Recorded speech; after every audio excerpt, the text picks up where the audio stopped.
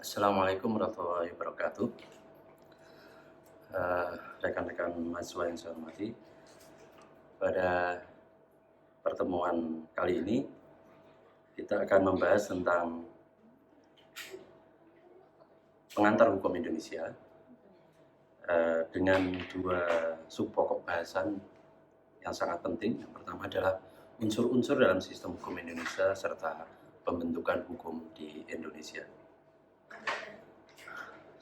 Materi ini merupakan bagian dari submateri pada pertemuan ketiga dan keempat.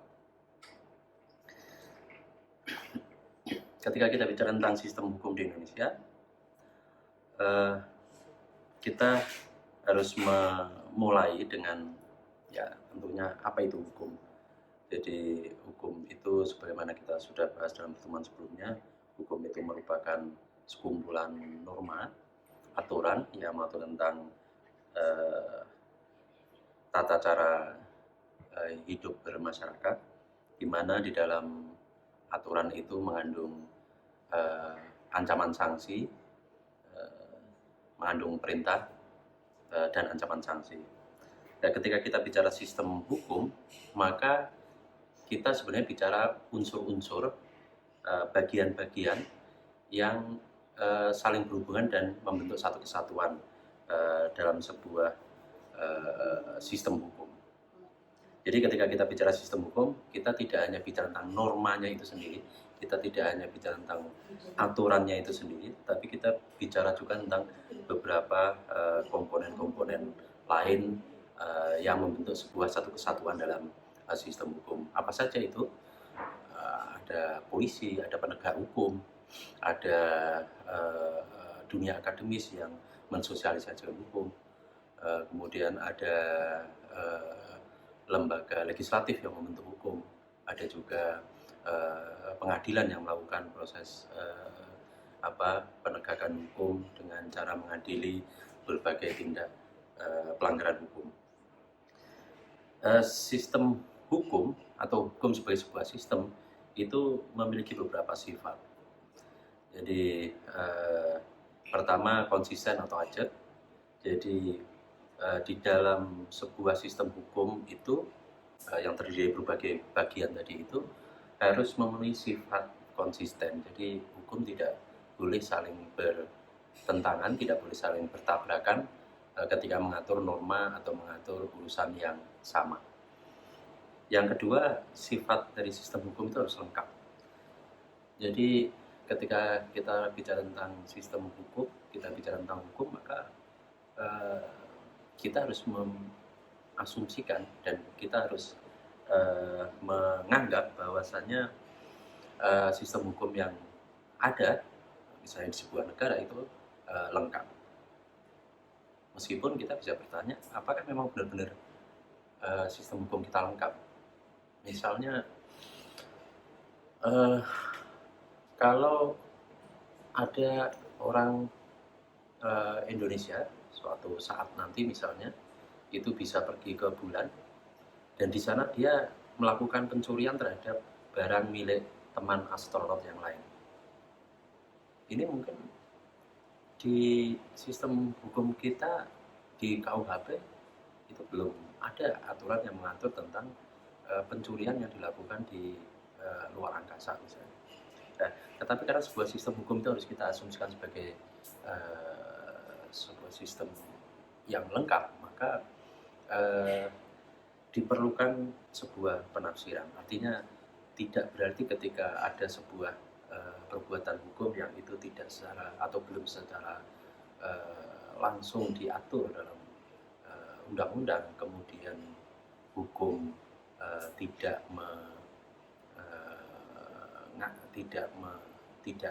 dapat ditegakkan, tetapi melalui penafsiran hukum itu tindakan atau perbuatan hukum tersebut bisa ditangani atau bisa diadili. Dan itu maksud dari sifat sistem hukum itu harus lengkap.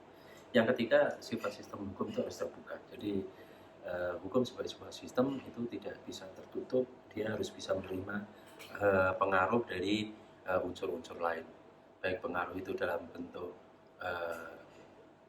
sebab diperlukannya sebuah aturan atau pengaruh itu dalam bentuk bagaimana cara mengatur. Misalnya ketika fintech atau financial teknologi ini sekarang merebak, itu dalam KUHP mungkin sebelumnya tidak ada pengaturan tentang itu. Bagaimana transaksi finansial itu dilakukan melalui teknologi informasi. Nah, tetapi dengan sifat hukum yang terbuka tadi, itu sistem hukum bisa menyerap masukan-masukan, pemahaman-pemahaman, teori-teori dari disiplin keilmuan yang lain untuk melengkapi sistem hukum itu. Bagaimana sistem hukum di Indonesia? Sistem hukum di Indonesia itu sebenarnya sangat ditopang oleh beberapa subsistem hukum. Jadi yang pertama itu adalah sistem hukum di Indonesia itu dibangun berdasarkan hukum adat, hukum Islam, serta hukum Eropa kontinental. Sistem hukum Eropa kontinental yang dibawa oleh Belanda. Jadi sistem hukum di Indonesia sebenarnya ditopang oleh 3 pilar itu. Sistem hukum Islam berkontribusi ketika kerajaan-kerajaan Islam itu muncul dan berkembang di Indonesia seperti Samudra Pasai, Kerajaan Aceh, Demak, dan lain sebagainya. Sistem hukum adat ya tentunya dibangun oleh kerajaan-kerajaan sebelum Islam, kerajaan Hindu, Buddha, dan sebagainya, serta sistem hukum adat yang dikembangkan oleh komunitas-komunitas tertentu, sedangkan sistem hukum Eropa kontinental dibawa oleh Belanda. Secara sekilas sebenarnya sistem hukum Eropa kontinental itu adalah sistem hukum yang menekankan pada aturan tertulis. Jadi apa yang berlaku adalah apa yang tertulis dalam peraturan perundang-undangan. Jadi doktrin yang dipergunakan dalam sistem hukum Eropa kontinental adalah tidak ada hukum selain undang-undang. Itu. Putusan hakim dalam sistem hukum Eropa kontinental atau civil law ini tidak menjadi preseden, tidak menjadi jurisprudensi. Nah, ini kebalikannya adalah sistem hukum Anglo-Saxon atau common law, di mana menekankan pada hukum tidak tertulis dan putusan hakim menjadi jurisprudensi atau mengikat masyarakat. Apa sih bedanya antara putusan hakim itu menjadi jurisprudensi atau tidak? Dalam civil law itu putusan hakim tidak menjadi jurisprudensi, artinya putusan hakim hanya mengikat pada pihak yang sedang diadili atau terdakwa. Sedangkan dalam common law itu putusan hakim itu tidak hanya mengikat pada pihak yang berperkara, tapi juga menjadi hukum yang harus dipatuhi oleh masyarakat seluruhnya.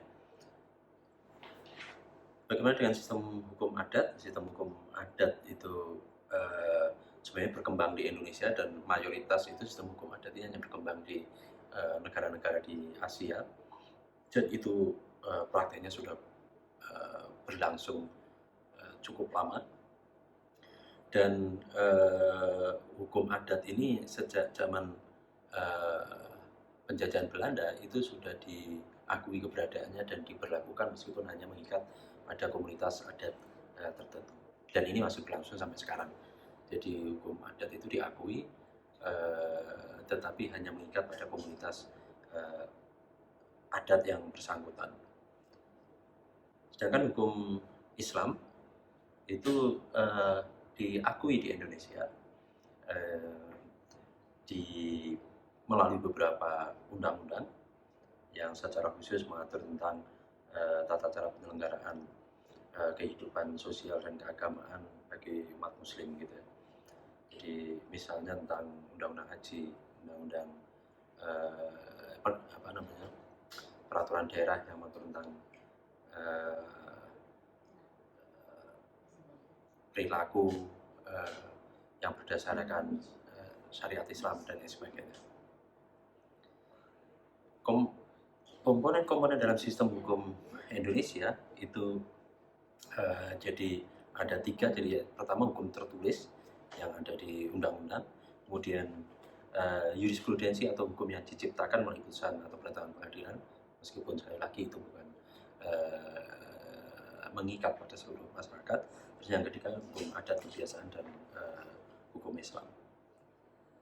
Nah, bagaimana sebuah sistem hukum ini bisa berjalan, bisa sustain atau bisa berkelanjutan?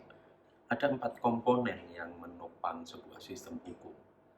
Jadi yang pertama jiwa bangsa. Jiwa bangsa ini adalah ya semacam nilai-nilai yang diyakini oleh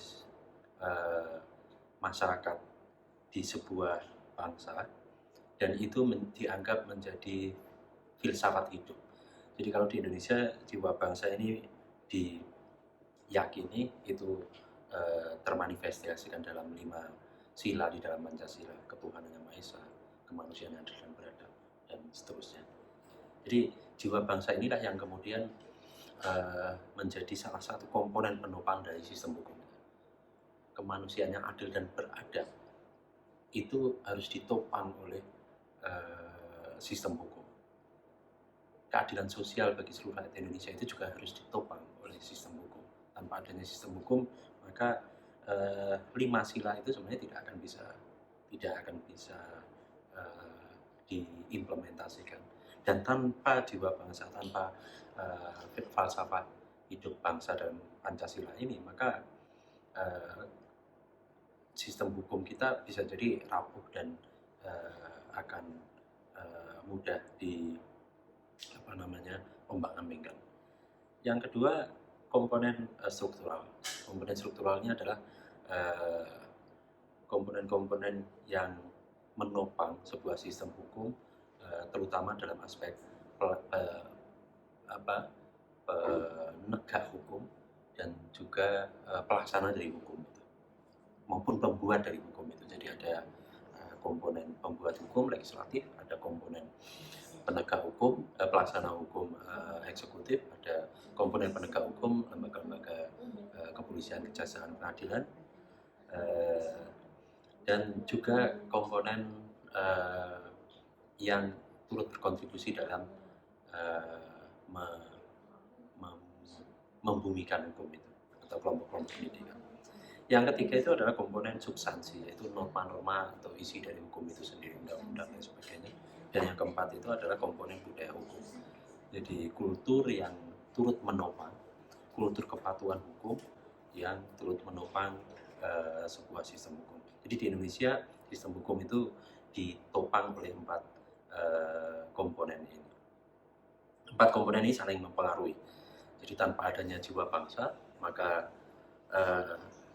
arah dari pembangunan hukum bisa jadi sangat didominasi oleh kepentingan politik yang dimiliki oleh para pembentuk hukum.